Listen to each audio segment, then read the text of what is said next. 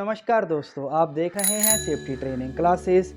और मैं आपका दोस्त सुखदेव सिंह आज आपके लिए एक और नया वीडियो लेके आया हूं सेफ्टी रिलेटेड। दोस्तों, जो आज का हमारा वीडियो है, जिस वीडियो में आज हम चर्चा करेंगे उसका नाम है NFPA डायमंड। तो चलिए पढ़ते हैं NFPA डायमंड के बारे में कि NFPA डायमंड क्या होता है और वो क्या रिप्रेजेंट करता है। दोस्तों, अब हम चर्चा करेंगे NFPA डायमंड के बारे में कि NFPA डायमंड क्या होता है और ये कैसे काम करता है। तो बेसिकली NFPA डायमंड जो है इसको NFPA 704 लेवल भी कहा जाता है। ये एक तरह की कलर कोडिंग लेवल सिस्टम है दोस्तों, जिसको NFPA यानी कि नेशनल फायर प्रोटेक्शन एसोसिएशन ने बनाया है। ये जो NFPA डायमंड है ये क्या करता है, ये हमें वेरियस हैजार्ड बताता है किसी केमिकल के बारे में, लाइक कि अगर उसमें आग लग जाती है, अगर उसकी स्पिलेज हो जाती है या रेस्क्यू ऑपरेशंस हो जाते हैं तो उस समय हमें क्या करना चाहिए, या वो जो केमिकल पर्टिकुलर केमिकल है वो कितना ज़्यादा हार्मफुल हो सकता है। उस केमिकल की प्रॉपर्टीज़ के बारे में ये हमें बताता है कि वो जो पर्टिकुलर केमिकल है वो कितना हैजार्डियस है। ये एक डायमंड की शेप में बना हुआ एक तरीके का कलर कोड रहते हैं, क्वाड्रेंट होता है, और हर एक कलर का जो डायमंड है, हर एक कलर का जो बॉक्स है वो उसकी अलग अलग हैजार्ड को रिप्रेजेंट करता है, जिसकी जो रेटिंग होती है वो 0 से 4 तक की होती है। अगर 0 रेटिंग है तो वो रिप्रेजेंट करता है इट्स अ नॉन हैजार्डियस, और अगर 4 रेटिंग है, 4 रेटिंग है, it represent it's a severe hazardous. दोस्तों, क्या इसकी इम्पोर्टेंस है, क्या इसके बेनिफिट्स हैं जो NFPA डायमंड है। तो सबसे पहला इसका बेनिफिट होता है क्विक हैजार्ड आइडेंटिफिकेशन। इस बेनिफिट का कॉन्सेप्ट है कि जो भी उस केमिकल के अंदर जो वेरियस हैजार्ड अवेलेबल है उनको बहुत जल्दी पता लगाया जा सकता है, और जो फायर फाइटर्स हैं या एमरजेंसी रिस्पांस टीम है उसके रिगार्डिंग वो आगे का एमरजेंसी एक्शंस ले सकते हैं। दूसरा दोस्तों, इसका जो बेनिफिट होता है वो होता है help in deciding the PPs in the case of emergency procedure. अगर वो केमिकल फैल जाता है, अगर वो केमिकल हवा में फैल जाता है, अगर वो केमिकल ज़मीन पे स्पिलेज हो जाती है उसकी, या अगर वो केमिकल में आग लग जाती है, तो कौन से स्पेसिफिक PPs या पर्सनल प्रोटेक्टिव इक्विपमेंट्स हैं जिनका इस्तेमाल किया जाएगा, जो इक्विपमेंट्स उस केमिकल के हार्म को कम कर सकते हैं और वर्कर्स और एमरजेंसी टीम की जान को बचा सकते हैं। उसके अलावा ये जो NFPA डायमंड है ये बताता है कि जो केमिकल है उनको किस तरह के कंटेनर्स में स्टोर किया जाएगा, जहाँ कैसी जगह पे उनको स्टोर करके रखा जा सकता है। कैसी जगह से मतलब कि क्या उनको पानी के पास स्टोर किया जा सकता है, क्या उनको खुले में रखा जा सकता है या नहीं रखा जा सकता, क्या वो केमिकल ऐसा तो नहीं कि वो वाटर रिएक्टिव है या वो ऑक्सीडाइजिंग एजेंट है। तो वो सब चीज़ें भी हमें NFPA डायमंड से पता चल जाती हैं। उसके अलावा वर्क प्लेस सेफ्टी कंप्लायंसेस के लिए और रिस्क कम्युनिकेशन के लिए भी इसका इस्तेमाल किया जाता है। तो ये जो NFPA डायमंड होता है दोस्तों, ये कुछ इस तरीके से दिखता है। इसमें जो ब्लू कलर आपको दिखाई दे रहा है, ये ब्लू कलर रिप्रेजेंट करता है हेल्थ कैटेगरी को, कि फॉर हेल्थ वो जो केमिकल है वो कितना ज़्यादा हैजार्डियस है या नहीं है। रेड कलर रिप्रेजेंट करता है उस केमिकल की फ्लेमेबिलिटी को, कि वो जो केमिकल, जब वो जो भी मटेरियल उस जिसके ऊपर ये साइन बना हुआ है, डायमंड बना हुआ है, वो जो मटेरियल है वो कितनी जल्दी आग पकड़ सकता है या कितने कम टेम्परेचर पे वो आग पकड़ सकता है। थर्ड रिप्रेजेंट करता है उसकी इंस्टेबिलिटी को। इंस्टेबिलिटी यानी कि वो जो पर्टिकुलर केमिकल है वो हमारे इन्वायरमेंट में कितना स्टेबल है, यानी कि नॉर्मली तो अगर वो स्टेबल है, लेकिन अगर उसमें इलेक्ट्रिसिटी पास होती है या उसको हीट किया जाता है तो कितनी जल्दी वो जो केमिकल है वो अनस्टेबल हो सकता है और उसकी वजह से बड़ा हादसा हो सकता है। जो वाइट कलर में दिखाया जा रहा है दोस्तों, इसको बोलते हैं स्पेशल हैजार्ड्स। स्पेशल हैजार्ड वो हैजार्ड होते हैं जो केमिकल नॉर्मली तो कुछ नहीं कहते, नॉर्मली तो शांत हैं, कंट्रोल्ड है, लेकिन वो किसी एक पर्टिकुलर चीज़ के साथ मिलने के बाद बहुत हार्मफुल या बहुत ख़तरनाक हो सकते हैं। जैसे कि कुछ केमिकल हैं वो अगर वो ऑक्सीजन के कांटेक्ट में आते हैं उनकी ऑक्सीडाइजेशन शुरू हो जाती है, अगर वो वाटर के कांटेक्ट में आते हैं वाटर रिएक्टिव होते हैं, तो वो स्पेशल टाइप का हैजार्ड है वो रिप्रेजेंट करता है। तो अब हम एक एक करके इन चारों चीज़ों के बारे में स्टडी करेंगे दोस्तों। तो इसमें सबसे पहला आता है ब्लू कलर बॉक्स, जो रिप्रेजेंट करता है उस केमिकल के हेल्थ हैजार्ड। तो जो ब्लू कलर स्केयर बॉक्स है वो इंडिकेट करता है the capability of that material under the emergency circumstances to cause injury due to skin contact. अगर वो केमिकल किसी की स्किन कांटेक्ट में आ जाता है, चमड़ी के साथ कांटेक्ट में आ गया, जैसे मान लीजिए कोई लिक्विड केमिकल है वो हाथ के ऊपर गिर गया, या आई कांटेक्ट अगर वो आंख में चला गया, इनहेलेशन हो गया यानी कि सांस के जरिए अगर किसी ने उसको अपने अंदर ले लिया, जैसे धुएं की फॉर्म में है या गैसेस फॉर्म में है, या इनगेस्टन अगर किसी ने उसको निगल लिया, खा लिया, जैसे कोई टैबलेट है। तो ये जो बॉक्स है, इस बॉक्स के अंदर, इस ब्लू कलर के बॉक्स के अंदर दोस्तों अगर तो 0 लिखा है, इसमें जो काउंटिंग होती है वो होती है 0 1 2 3 4, तो इसके अंदर अगर 0 लिखा है वो रिप्रेजेंट करता है कि this chemical is non hazardous, कि ये जो केमिकल है नॉन हैजार्डियस है, इसका कोई बहुत नुकसान नहीं है। अगर ये स्किन के कांटेक्ट में आ जाए, आइस के कांटेक्ट में आ जाए, या अगर इसको सांस के जरिए कोई अंदर ले ले, या इंगेस्टन कर ले, निगल ले इसको, तो ये किसी तरह का कोई नुकसान नहीं पहुंचाता है। दोस्तों दूसरा आता है अगर उसके ऊपर 0 की जगह 1 लिखा हुआ होगा तो वो रिप्रेजेंट करता है कि जो केमिकल है, जो भी केमिकल है वो स्लाइटली हैजार्डियस है और ये इरिटेशन जो है वो पैदा कर सकता है, कि अगर वो आंख में चला गया या स्किन के कांटेक्ट में आ गया तो वहाँ पे खराश या इरिटेशन या माइनर जलन हो सकती है। अगर वहाँ पे 2 लिखा रहता है, 2 लिखा है तो वो क्या रिप्रेजेंट करता है कि वो केमिकल टॉक्सिक इन नेचर है, can causes a temporary injury, कि छोटे लेवल की इंजरी, जैसे वहाँ से जल गया जहाँ उसके लिए हॉस्पिटलाइज जाना पड़ा, तो उस तरीके की इंजरीज वो कर सकता है। अगर उसके ऊपर 3 लिखा हुआ है तो ये रिप्रेजेंट करता है this chemical is extremely hazardous और हाईली टॉक्सिक,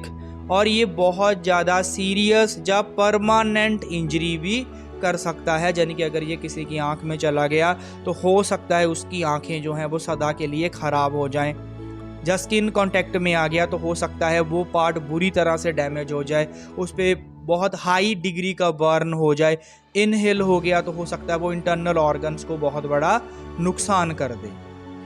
और अगर उस केमिकल के ऊपर 4 लिखा है, 4 लिखा है, तो ये रिप्रेजेंट करता है कि वो जो केमिकल है वो डेडली है। अगर उसने गलती से किसी ने उसकी कुछ मात्रा को इनहेल कर लिया, इनगेस्ट कर लिया,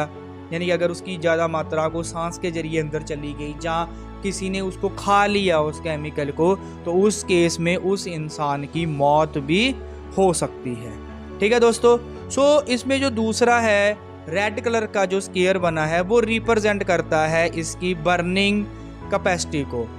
यानी कि कितनी जल्दी ये जो केमिकल है वो जल सकता है, ये रिप्रेजेंट करता है इसका फायर हैजर्ड। तो इसमें सेम वैसे ही अगर इस पे 0 लिखा हुआ है तो ये रिप्रेजेंट करता है कि ये जो केमिकल है वो बर्न नहीं होता है जल्दी, ये आग नहीं पकड़ता है, एज सच फायर लगने का कोई खतरा नहीं है इस केमिकल में। अगर वहाँ पे 1 लिखा हुआ है तो ये रिप्रेजेंट करता है कि इस केमिकल का जो फ्लैश पॉइंट है वो 200 डिग्री फ़ारेनहाइट के ऊपर है, यानी कि अगर इस केमिकल को 200 डिग्री फ़ारेनहाइट तक गर्म किया जाए, या कोई ऐसा लाइटर हो गया या कोई ऐसी चीज़ अगर इसके कांटेक्ट में आएगी तो ये आग पकड़ सकता है, लेकिन 200 डिग्री फ़ारेनहाइट के ऊपर। अगर वहाँ पे 2 लिखा हुआ है तो ये रिप्रेजेंट करता है कि उस केमिकल का जो फ्लैश पॉइंट है, यानी कि आग पकड़ने का जो टेम्परेचर है वो है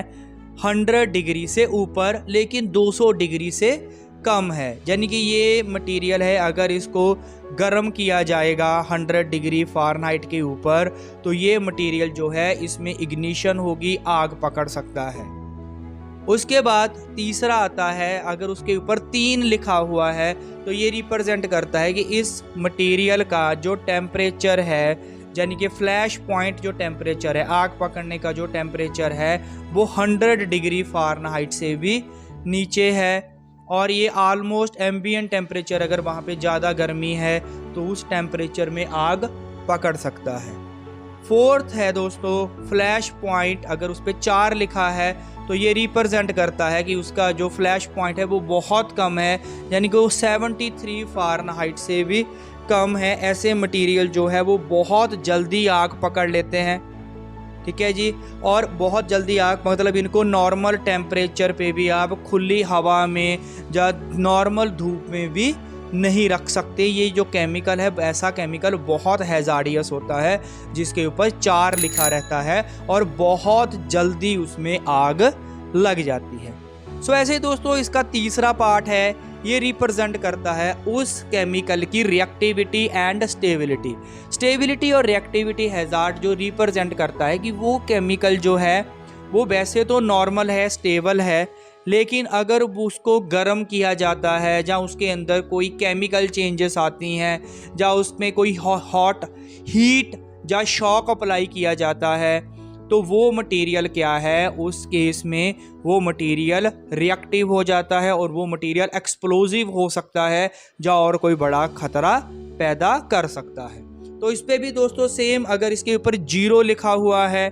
तो ये रिप्रेजेंट करता है कि ये जो हमारा मटेरियल है ये नॉन रिएक्टिव है, स्टेबल है, यानी कि अगर इसको गर्म भी किया जाए तो भी, या ठंडा किया जाए, या ये किसी शॉक वगैरह अगर करंट वगैरह या ऐसा कुछ भी पास किया जाता है तो उस चीज़ का भी कोई ऐसा जिस पे रिएक्शन नहीं होता, ये नॉर्मल रहता है।